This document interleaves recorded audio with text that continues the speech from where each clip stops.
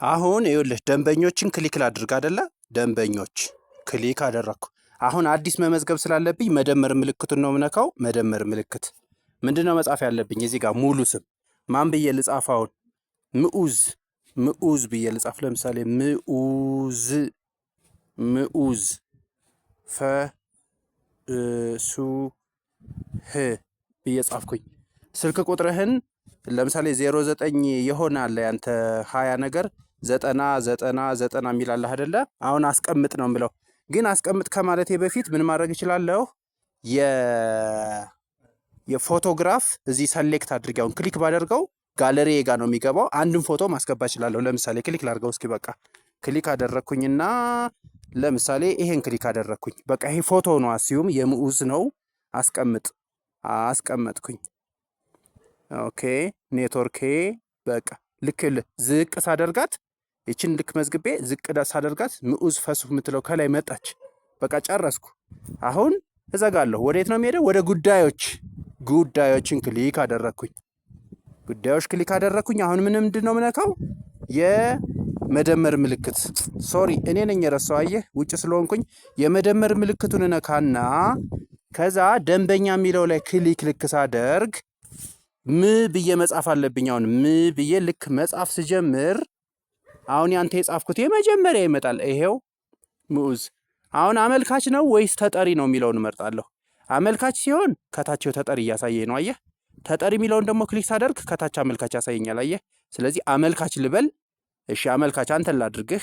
ስለዚህ እንደዛ ከሆነ ተጠሪ ነው መጻፍ ያለብኝ አይደለ? ተጠሪ የሺዋስ ብዬ ልጻፍ። አሁን የሺዋስ በአማርኛ መጻፍ ከባድ ነው። ኢያሱ። ኦኬ የፋይል ቁጥር ነው እዚህ ጋር ማስገባው።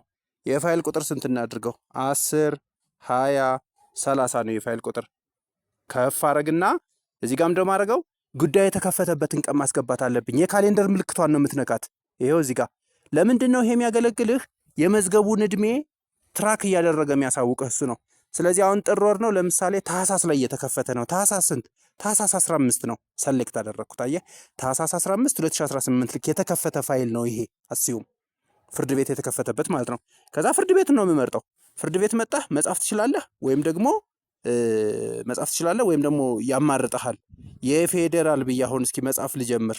የፌዴራል ስል አሁን ይመጣል። ይኸውልህ የፌዴራል ለምሳሌ የመጀመሪያ ደረጃ ፍርድ ቤት አልኩት። ከዛ ቀጥዬ ምድብ ለምሳሌ ቦሌ ላድርገው። ቦሌ። እሺ ችሎት ለምሳሌ አንድ ቁጥር ብጽፍ አንደኛ ምናምን ችሎት የሚባሉ ይመጣሉ። አንደኛ ወርስ ችሎት። አሁን አስቀመጥኩ። ያ ሴቭ እያደረገ ነው። አሁን ወደ ታች ልክ ሲያሳየኝ ድራግ ወደ ታች ሳደርገው ያሳየኛል የመዘገብኩትን ማለት ነው። ትንሽ እንጠብቀው። ይሄ አሁን እኔ ያለሁበት ኔትወርክ ነው፣ ዳታ ነው። ዋይፋይ ሲሆን ትፈጥናለህ፣ አንሊሚትድ ሲሆንም ፈጣን ነው። በእርግጥ አሁን ይሄንን ዝቅ ሳደርገው ምዑዝ ፈሱህ የሺዋስ ኢያሱ። አየህ አሁን ከታች እቺ መደመር ምልክቷን ነክተህ አጀንዳ እዚሁ መመዝገብ ትችላለህ። ምንድነው? አመልካች፣ ተጠሪ፣ ፋይል ቁጥር፣ ፍርድ ቤት፣ ምድብ፣ ችሎት። የመዝገቡ ዕድሜ ያየህ 1 ወር ከ1 ቀን። ለምን? ምክንያቱም ወደ ኋላ ተመልሼ ታህሳስ 15 ስለያዝኩት ማለት ነው።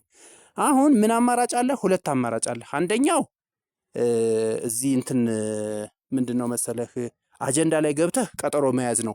ግን አጀንዳ ላይ ሳትሄድ አሁን አንድ አድቫንቴጅ አለ። እዚሁ ጉዳዮች ላይ እንደሆንክ ምን ማድረግ ትችላለህ መሰለህ? የመደመር ምልክቷን ልክ ትነካና አሁን ቀጠሮውን እዚህ ጋር ቀጠሮ ለመቼ ነው ቀኑንና ሰዓቱን ትጽፋለህ። ትእዛዟን እዚህ ትጽፋለህ። አስቀምጥ ስትል በቀጥታ አጀንዳ ላይ ቀጠሮውን ሂዶ ይዘዋል ማለት ነው።